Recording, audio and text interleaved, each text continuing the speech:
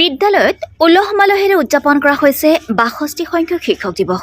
আজি সমগ্ৰ ৰাজ্যতে পালন কৰা হৈছে শিক্ষক দিৱস। ৰাজ্যৰ অন্যান্য ঠাইৰ দৰে এইখন বিদ্যালয়তো উদযাপন কৰা হৈছে শিক্ষক দিৱস। ডক্টৰ সৰ্বপল্লী ৰাধাকৃষ্ণনৰ প্ৰতিচ্ছবিৰ সন্মুখত বন্তি প্ৰজ্বলনেৰে আৰম্ভ কৰি সচেতনমূলক পদযাত্ৰা উলিওৱাৰ পিছতে বিভিন্ন কাৰ্যসূচীৰে আগবাঢ়ি যায়। শিক্ষক দিৱসৰ লগত সংগতি ৰাখি বালাজান জাতীয় বিদ্যালয়তো আয়োজন কৰা হৈছে শিক্ষক দিৱস। শিক্ষকসকলে সততে প্ৰত্যেকেই নিজস্ব মন্তব্য আগবঢ়ায় শিক্ষক দিৱস উপলক্ষে। শিক্ষক দিৱসৰ ওপৰত মন্তব্য, কুইজ প্ৰতিযোগিতা, বিভিন্ন খেল ধেমালিৰ লগতে সাংস্কৃতিক অনুষ্ঠানৰ আয়োজন কৰি ছাত্ৰ ছাত্ৰীসকলক উৎফুল্লিত কৰি তোলে। চৰকাৰে শিক্ষা বিনামূলীয়া দিয়াৰ পিছতো বহু ছাত্ৰ ছাত্ৰীয়ে আধাতে পঢ়া শুনা কৰিব লগা হয় আৰু এই ক্ষেত্ৰত প্ৰতিগৰাকী অভিভাৱক সচেতন হ'ব লাগে বুলি মন্তব্য কৰে। গৰিপুৰৰ পৰা শহীদুল হকৰ ৰিপৰ্ট, যমুনা 365। নমস্কাৰ,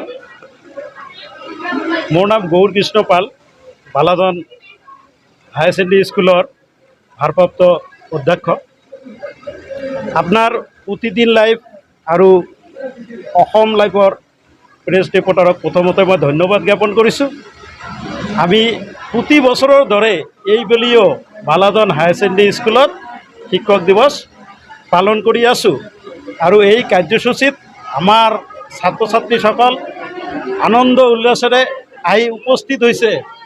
আমাৰ আজি এই শিক্ষক দিৱসত শিক্ষকসকলক সন্মান দিয়াৰ কাৰণে ইমান গৰম সহ্য কৰিও আহি বহি আছে। মই ধন্যবাদ জ্ঞাপন কৰিছোঁ ছাত্ৰ ছাত্ৰীবিলাকক আৰু লগতে আমাৰ এই স্কুলৰ সন্মানীয় বাইদেউ ছাৰ তেখেতসকলক মই ধন্যবাদ জ্ঞাপন কৰিছোঁ।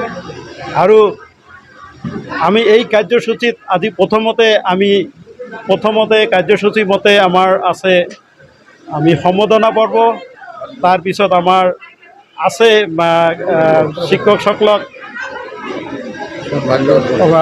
সৰ্বপল্লী ৰাধাকৃষ্ণৰ প্ৰতিমূৰ্তিত আমি মাল্য অৰ্পণ কৰিছোঁ, তাৰপিছত বন্তি প্ৰজ্বলন কৰিছোঁ, তাৰপিছত ফুল অৰ্পণ কৰিছোঁ। আমি তেখেতৰ এই জন্মদিনত আমি এইদৰে তাক সোঁৱৰণ কৰিছোঁ। আৰু এইখিনিয়ে, ইয়াৰ পিছত আমাৰ অলপ কাৰ্যসূচী আছে। কাৰ্যসূচী মতে আমাৰ অলপ কুইজ কম্পিটিশ্যনৰ আছে, তাৰপিছত মিউজিকেল প্ৰগ্ৰাম অলপ আছে আৰু তাৰপিছতে আমাৰ শিক্ষক দিৱস আমি যিহেতু শিক্ষক দিৱস, আজি শিক্ষক দিৱস এজন আপুনি শিক্ষক হিচাপে এগৰাকী ছাত্ৰ আৰু শিক্ষকৰ মাজত কেনেকুৱা ভাৱ হ'ব লাগে?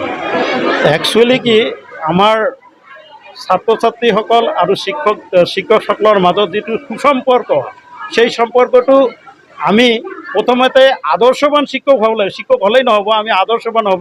ছাত্ৰ ছাত্ৰীৰ ভৱিষ্যত জীৱনটো সিহঁতক কেনেকৈ ভৱিষ্যতে ফিউচাৰ এনকাউণ্টাৰবোৰ ফেচ কৰিব, সেনেকৈ সিহঁতক ভৱিষ্যতৰ প্ৰতি আমি সিহঁতক বনাবলৈ চেষ্টা কৰিব লাগে। ভাল উপদেশ দি, ভাল আদৰ্শ দি, সিহঁতক ভাল পাঠদান কৰি সিহঁতক শিক্ষকক সন্মান দিয়া, পিতৃ মাতৃক সন্মান দিয়া, সমাজৰ ডাঙৰ মানুহক সন্মান দিয়া, এইবিলাক আমি সেইবিলাক জ্ঞান সিহঁতক দিব লাগিব। প্ৰত্যেকজন শিক্ষকৰে সেইটো কৰ্তব্য।